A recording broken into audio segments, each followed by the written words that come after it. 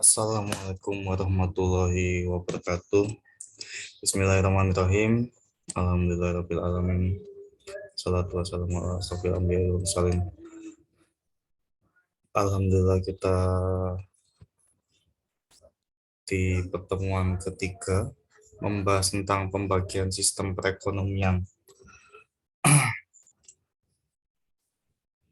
Sebelum kita masuk pada inti, kita perlu samakan persepsi dulu. Sistem perekonomian itu adalah setangkat mekanisme dan lembaga untuk membuat dan melaksanakan keputusan mengenai produksi, pendapatan, dan konsumsi di dalam suatu wilayah tertentu. Artinya, dalam sistem ekonomi ini, setiap negara memiliki kewenangan menentukan mekanisme dan lembaga terkait produksi, pendapatan, dan konsumsi dalam wilayah kekuasaan negaranya, apakah dalam bentuk dalam bentuk kapitalis, ataukah sosialis, atau Islam, atau Pancasila, atau sistem ekonomi yang lainnya. Kemudian sebelum terjadi sistem ekonomi,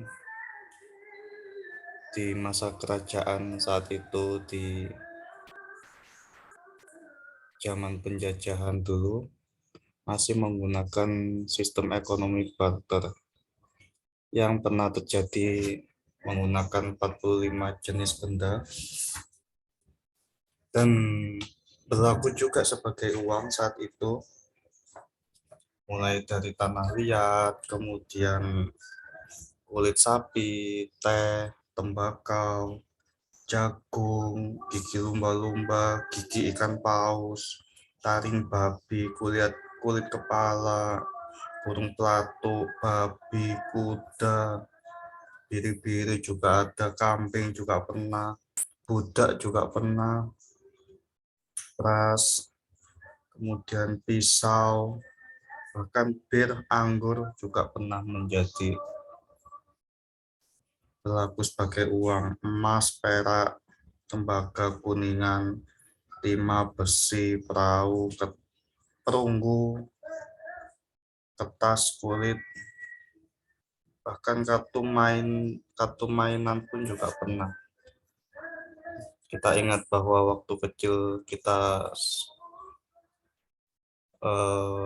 setiap beli jajan akan mendapatkan kartu mainan itu, nanti dibuat mainan, siapa yang menang itu yang mendapatkan kartunya. Di zaman dulu kartu mainan juga menjadi uang dan barter. Kemudian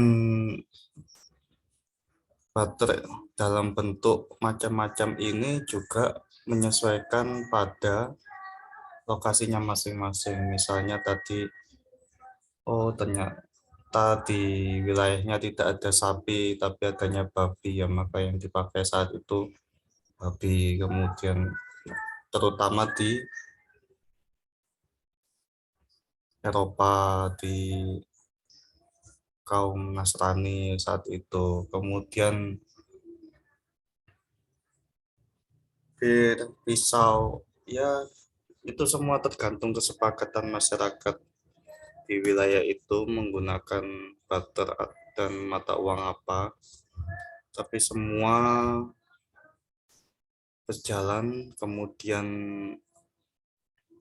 memiliki beberapa kelemahan, hingga akhirnya manusia membuat beberapa macam model ekonomi. Dari sinilah kita mulai mengenal uang dalam bentuk emas, uang dalam bentuk perak, uang dalam bentuk kertas.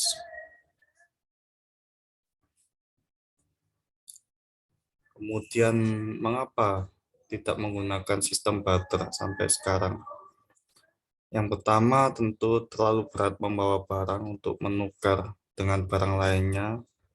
Bisa dibayangkan ketika kita membeli sesuatu harus menggunakan pot atau tembakau atau beras, itu tentu juga kesulitan. Kemudian tidak ada jaminan barang yang ditukar sama kualitasnya dengan barang yang diinginkan.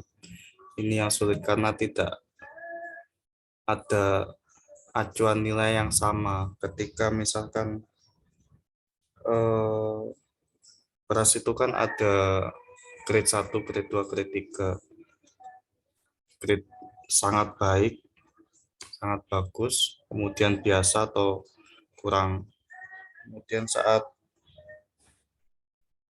saat kita menentukan apakah beras ini termasuk bagus atau biasa, itu kan tergantung subjektivitas masing-masing. Ada yang menilai beras yang baik itu yang putih, kemudian yang tidak ada kotorannya sama sekali. Tapi orang lain bisa jadi menilai bahwa meskipun ada kotorannya sedikit, tetap itu termasuk baik. Dilihat dari biji-bijinya, itulah akhirnya tidak ada jaminan barang yang kualitasnya sama dengan barang yang diinginkan. Kemudian uang lebih praktis dan lebih cepat dihitung. Tentu saat itu masih zaman uang koin ya, dari emas atau perak, karena saat itu masih dinilai sesuatu yang berharga, emas dan perak. Kemudian semakin lambat tahun, semakin ke sini akhirnya berubah menjadi kertas. Kemudian yang koin juga bukan lagi dari emas dan perak, dan bisa mudah dibawa, bisa ditaruh di dompet, bisa ditaruh di manapun, bisa disimpan di bank. Dari situlah kita menggunakan uang. Kemudian hegemoni negara barat, ini saya tambahkan sendiri, tidak ada di buku. Seperti yang kita tahu bahwa memang uang kertas dan koin yang menciptakan tentu negara barat. Kemudian dia juga menciptakan perbankan, sehingga sampai detik ini kita akhirnya mengikuti sistem itu, dan kita hanya menjadi pengikut follower. Dan ada lagi sekarang cryptocurrency yang nantinya akan merubah mata uang menjadi mata uang digital. Kita sudah ke depan tidak akan memegang uang lagi. Uang hanya sebatas angka di handphone kita, di laptop kita, di layar. Sebatas angka, kita sudah tidak memegang peranan fisiknya lagi. Dan kita lagi-lagi menjadi follower. Hal itulah yang membuat kita akhirnya hanya bisa mengikuti sistem, jika kita tidak bisa membuat sistem ekonomi yang lebih baik, sistem ekonomi Islam yang memang layak untuk diperjuangkan. Kemudian beberapa macam model perekonomian, ada 4 yang kita bahas, mulai kapitalis, sosialis, kemudian Islam, dan Pancasila. Nanti sosialis ini juga saya jelaskan perbedaannya dengan komunis, model perekonomian komunis. Model perekonomian kapitalis,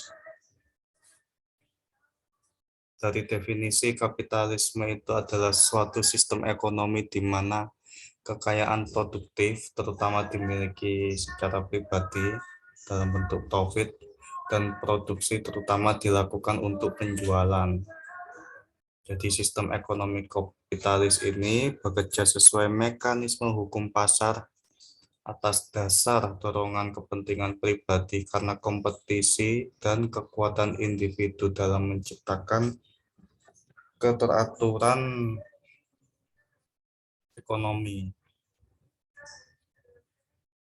Di zaman kapitalis ini banyak tokoh-tokoh ekonom, mulai dari Adam Smith, Werner Sombart, John Hobson, Thorstein Veblen, Karl Marx yang terkenal, sama Max Weber, kemudian Joseph Schumpeter. Paling terkenal saat itu konsep kapitalis itu dari Adam Smith.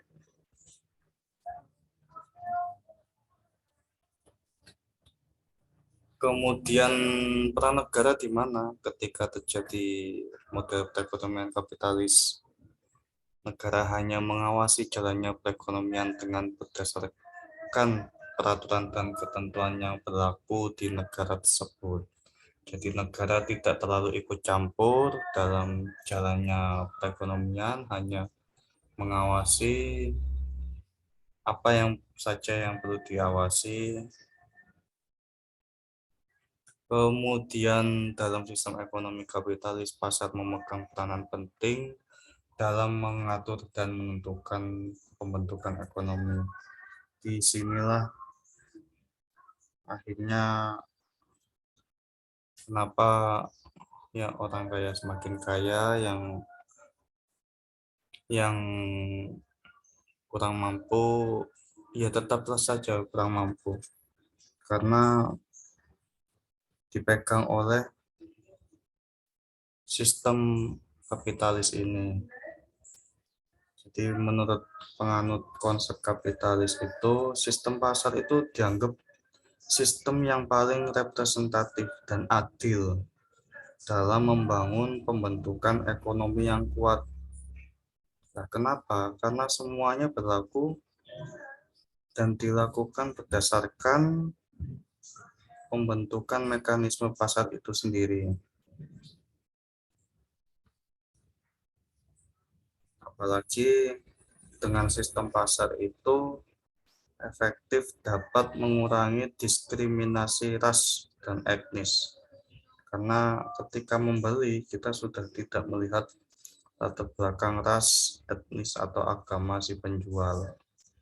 Kita butuh barangnya ya kita beli, kita tawar, kita nggak butuh ya kita nggak perlu beli.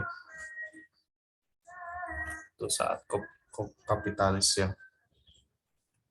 Jadi memang full swasta, semua diserahkan kepada pasar, apalagi sekarang seperti di negara Amerika sejak sanksi ke Rusia, stop gas dan minyak bumi ini ya, BBM di Amerika bahkan mencapai titik tertinggi sekitar 120 atau 150 dolar. Ini sangat tinggi sekali.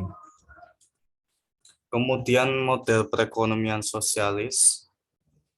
Jadi sosialisme itu adalah suatu organisasi masyarakat di mana alat produksi dikuasai oleh pemerintah dan keputusan mengenai bagaimana apa yang akan dihasilkan, siapa yang akan mencapai apa, dilakukan bukan oleh swasta atau kapitalis, melainkan pemerintah. Jadi semua diatur oleh pemerintah.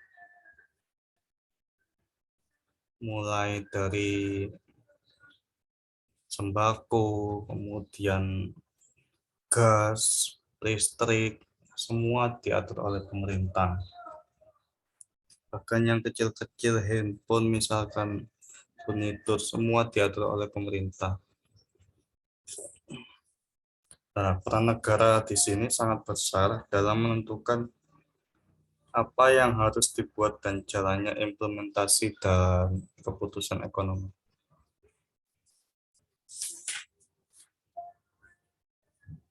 Kemudian kita tahu sistem ekonomi sosialis ini ada beberapa negara, tapi memang juga tidak banyak,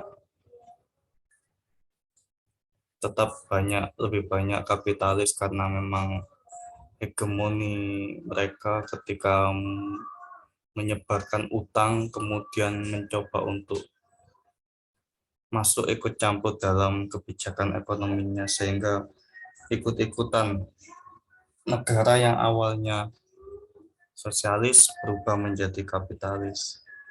Negara yang awalnya ekonomi campuran berubah menjadi kapitalis. Dalam sekitar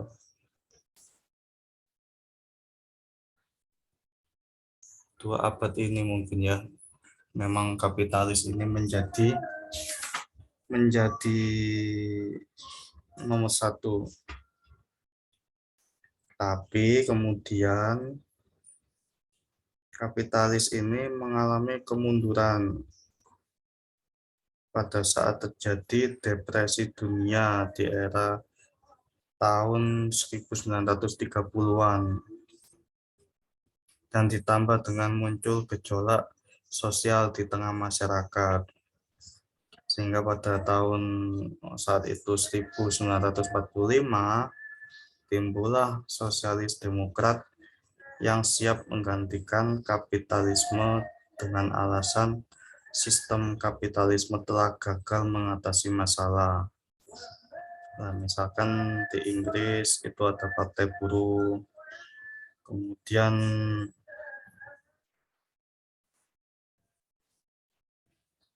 di Eropa Timur, Tiongkok, Rusia itu juga saat itu mencoba menggunakan sosialis. Kemudian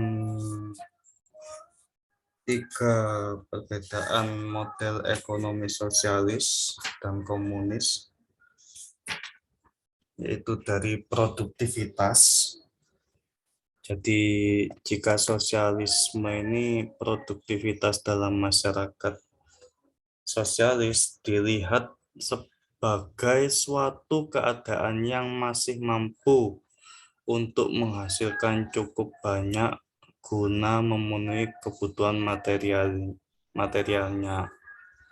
Jika di ekonomi komunisme, produktivitas dalam masyarakat komunis dilihat sebagai bentuk di mana masyarakat telah mampu untuk melakukannya atau memenuhi kebutuhannya, dan suatu keadaan di mana masyarakat telah mencapai keberlimpahan. Itu bedanya ya. Kemudian dari hakikat manusia, jika sosialis ini masyarakat dianggap masih belum mau bekerja dengan sukarela, produktif, dan mengedepankan efisiensi. Sehingga untuk menumbuhkan semangat, masyarakat dalam bekerja harus diberi upah atau gaji. Ini awalnya muncul upah atau gaji ini dari model ekonomi sosialis. Kemudian komunisme, hakikat manusia menurut komunisme itu diharapkan bahwa kerja akan menjadi hakikat bagi manusia yang kedua, di mana masyarakat akan melakukan pekerjaan dengan penuh sukarela, melakukan efisiensi guna menunjang produktivitas yang tinggi, dan dengan tidak mengharapkan upah atau salary yang terhadap apa yang mereka kerjakan. Ini komunis ya, jadi kelihatan sekali perbedaannya. Jika sosialis harus diberi upah, jika komunis tidak perlu diberikan upah. Kemudian pembagian pendapatan menurut sosialis itu dari setiap orang adalah sesuai dengan kesanggupannya, di mana pembagian yang diterima oleh setiap orang adalah sesuai dengan pekerjaannya, artinya proporsional. Jika kita bekerja 10 hari, ya maka kita dapat gajinya 10 hari.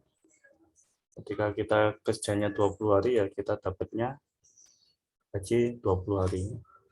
Tapi kalau pembagian pendapatan menurut komunisme, itu sesuai dengan kesanggupannya dan pembagian setiap orang sesuai dengan kebutuhannya. Kebutuhannya apa? Kebutuhannya makan, sekolah, pendidikan, kesehatan. Ya sudah, itu saja cukup yang dipenuhi. Karena kan tidak digaji. Itu bedanya, perbedaan sosialis dengan komunis. Kemudian model perekonomian Islam. Nah, apa sih perbedaan yang mendasar perekonomian Islam ini dengan yang lain? Ternyata ekonomi Islam setelah diteliti oleh beberapa jurnal di artikel, ekonomi Islam ini lebih memadukan ilmu dan etika.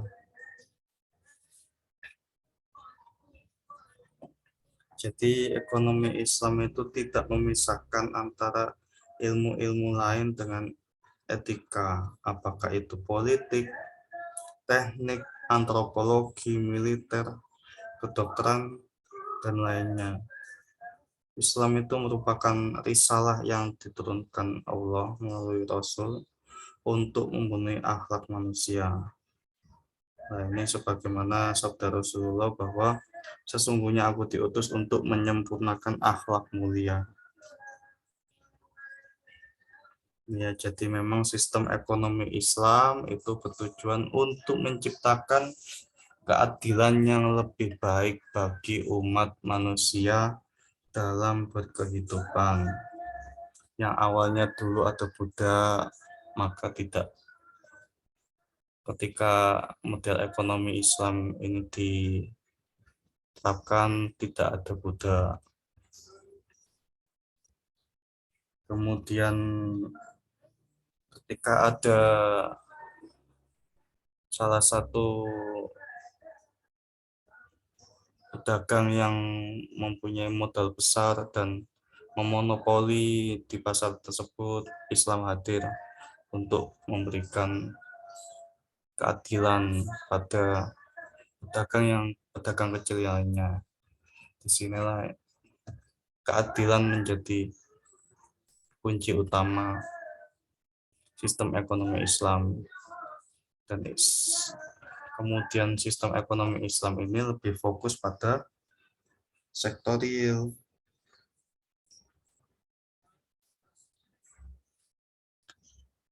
bukan pada, kalau tadi kan misalkan seperti sistem ekonomi kapitalis, dia lebih pada ekonomi sektor pasar modal, kemudian pasar uang. Tapi untuk Islam ini lebih fokus pada ekonomi sektor real. Meskipun ekonomi yang kecil-kecil, yang penting real. Nah, salah satunya penyebab dari berbagai krisis ekonomi yang sering melanda dunia ini awalnya dari ketidakadilan, terutama menyangkut masalah distribusi, dan dengan diterapkannya sistem ekonomi ribawi dalam perekonomian yang berakibat pada biaya ekonomi tinggi, yang awalnya hutang 5 juta jadinya 7 juta, 10 juta, yang awalnya 10 juta menjadi 15, 20, sehingga menjadi tinggi, sudah tidak real, dan tumbuhnya spekulasi di pasar uang dan pasar modal. Inilah yang menjadi krisis ekonomi, bahkan setiap 10 tahun sekali, terakhir ketika itu tahun 2018. Kemudian harusnya tahun 2028 baru ada krisis lagi, tapi karena nyata dunia ini sudah banyak dialektika, muncullah virus COVID di tengah-tengah yang membuat sistem ekonomi dunia menjadi krisis lagi.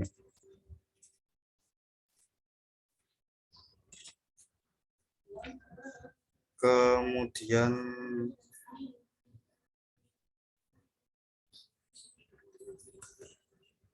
model ekonomi Pancasila.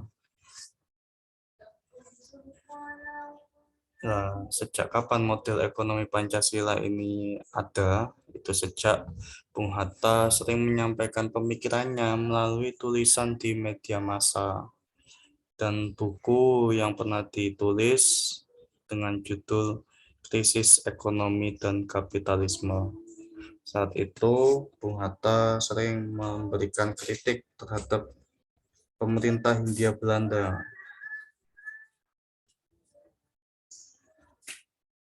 Kemudian sampai ditangkap oleh Belanda bulan September tahun 1927 itu dengan tuduhan menghasut terhadap pemerintah. Saking seringnya membuat tulisan Bung Hatta. Bung Hatta yang dikenal sebagai Bapak Koperasi, kemudian di sini dia memberikan perbedaan dan peluang besar, peran besar koperasi itu di mana. Dari ciri khas ekonomi Pancasila ini, jadi usaha-usaha yang berkaitan dengan hajat hidup orang banyak itu harus diselenggarakan oleh negara. Sekarang yang sudah ada, yang sudah kita nikmati dalam bentuk BUMN, badan usaha milik negara. Ini cita-cita awalnya. Misalkan Pertamina, kemudian PLN, kemudian Pelindo, kemudian banyak lagi Raja Wali ya, Telkomsel, dan lain-lain.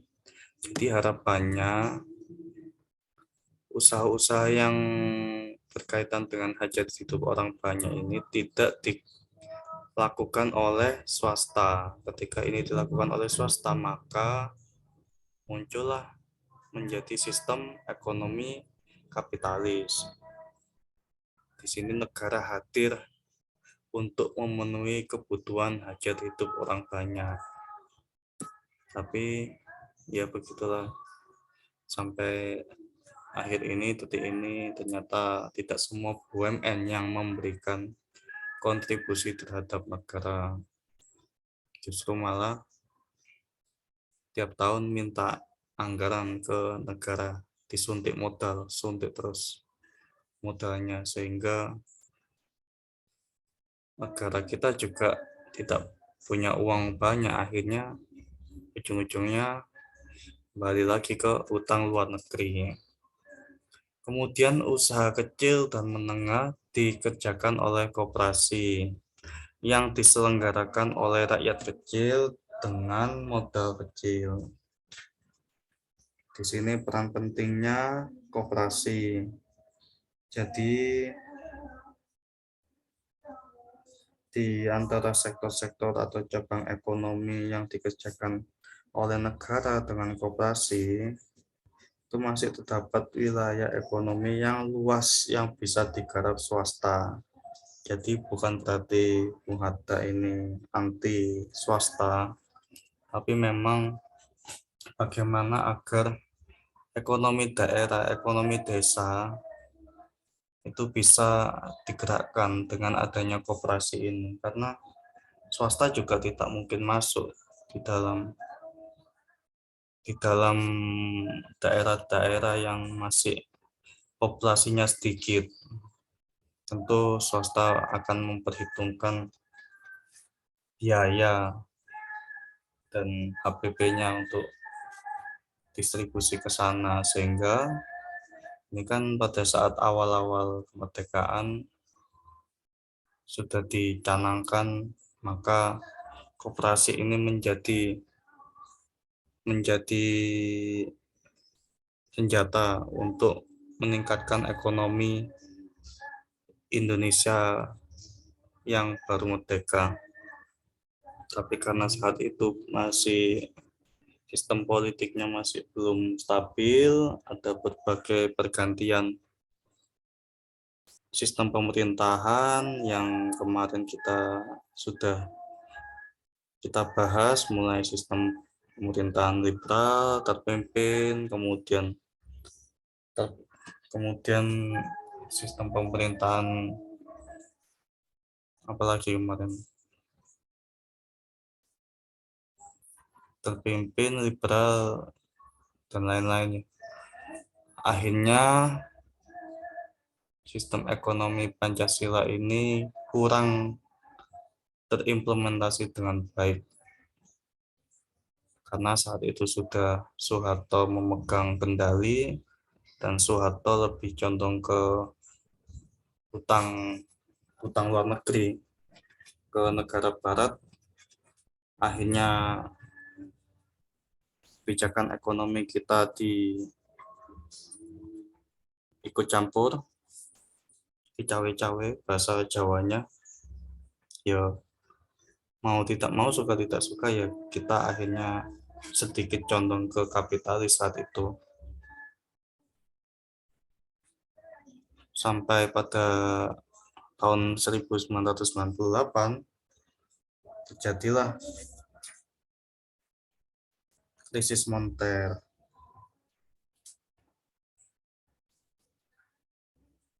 Nah, jika kita tarik belakang, masa terjadinya krisis moneter ini jelas memperlihatkan bahwa krisis itu terjadi disebabkan oleh salah satunya dari meningkat dan tidak terkendalinya jumlah utang yang dimiliki oleh pihak perusahaan dan negara. Ini bahayanya ketika negara dan perusahaan terlalu banyak utang luar negerinya. Dan salah satu jenis utang adalah utang mata uang asing. Ketidakmampuan membayar utang yang begitu tinggi telah menjadi alasan kuat Indonesia masuk dalam krisis moneter. Dan saat itu juga tidak dipungkiri perbankan memegang peranan besar yang mendorong terjadinya krisis moneter. Kenapa? Karena pemberian kredit yang begitu besar dan mudah kepada para konglomerat dan pebisnis yang berjiwa kapitalis tanpa diikuti dengan syarat dan ketentuan yang ketat saat itu ya. Jadi memang yang penting dekat dengan orang perbankan atau dekat dengan pemerintah, penguasa, kita coba mengajukan hutang 1M, 2M, 3M, langsunglah mendirikan perusahaan.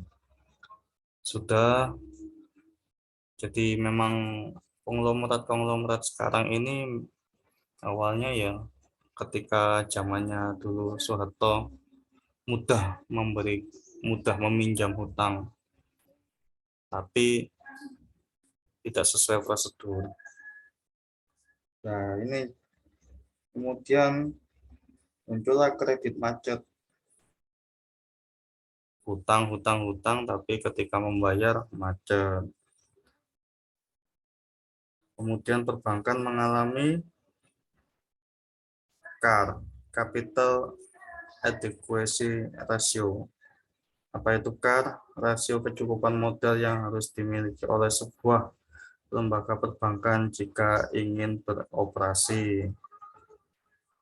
Nah, ketika sudah modal perbankan sudah disalurkan semua ke pengusaha-pengusaha, ternyata saat pengembalian macet dan terjadilah salah satunya juga krisis.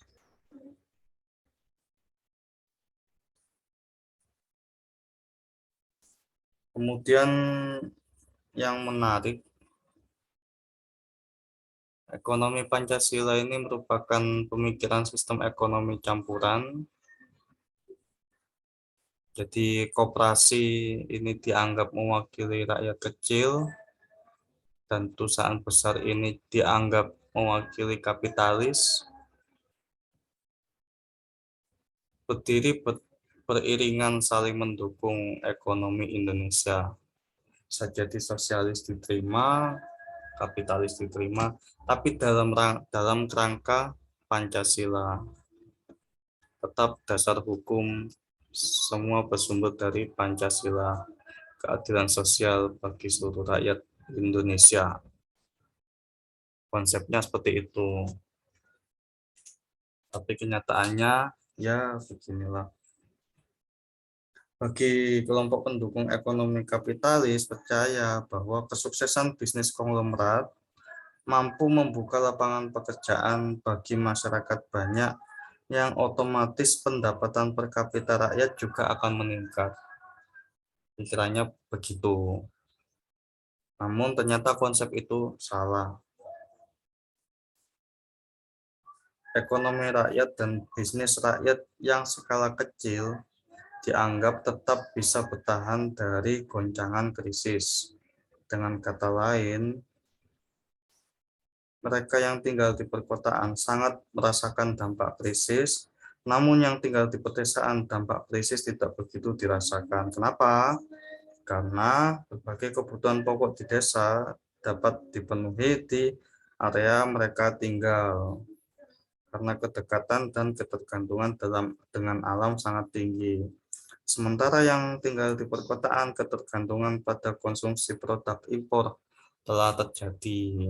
Ini makanya dalam sekarang ini lebih baik menjadi kepala kucing daripada menjadi ekornya harimau.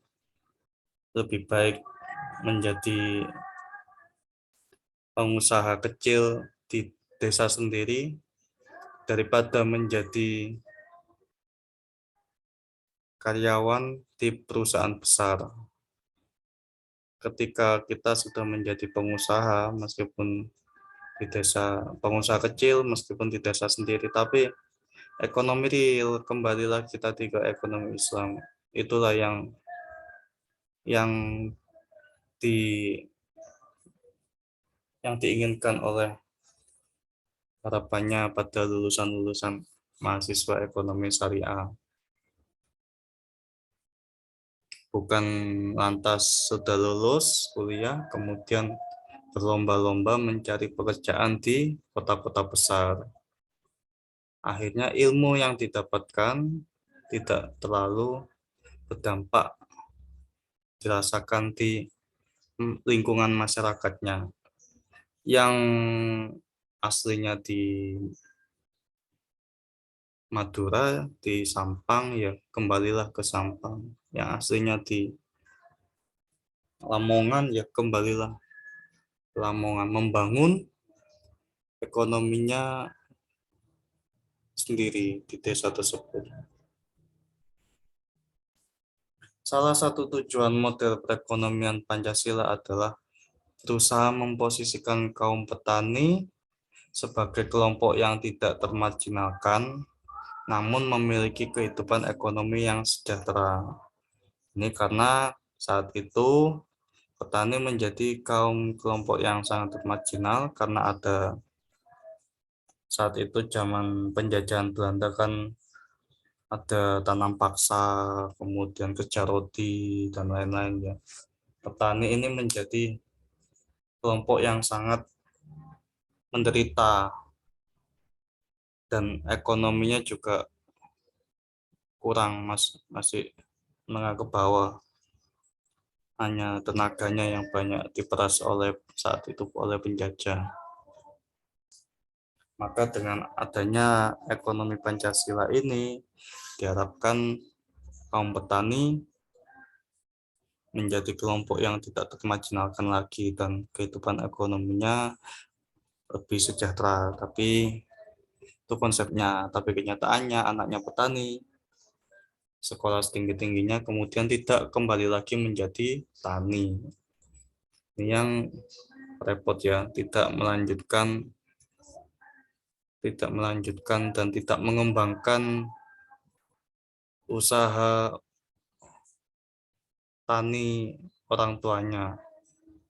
Ketika itu dikembangkan, kemudian terutama dengan teknologi, dan karena kan sudah berilmu, kemudian juga dampak ekonominya pas di desa tersebut pasti akan lebih terasa, sehingga manfaatnya untuk masyarakat desa lebih lebih terasa daripada bekerja di perusahaan, dapat uang gaji UMR.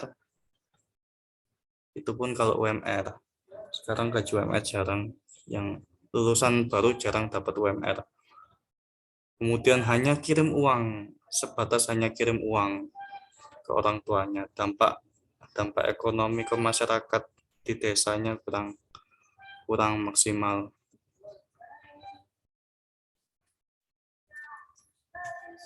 Kesimpulan dari berbagai macam model perekonomian yang telah kita pelajari, kapitalis, sosialis, kemudian Islam, dan Pancasila, dapat disimpulkan bahwa setiap negara memiliki kecenderungan model ekonomi yang berbeda-beda sesuai kondisi sosial, agama, dan politik di setiap negara. Baik, alhamdulillah sudah selesai pertemuan ketiga. Mari kita tutup dengan basmalah. Bismillahirrahmanirrahim.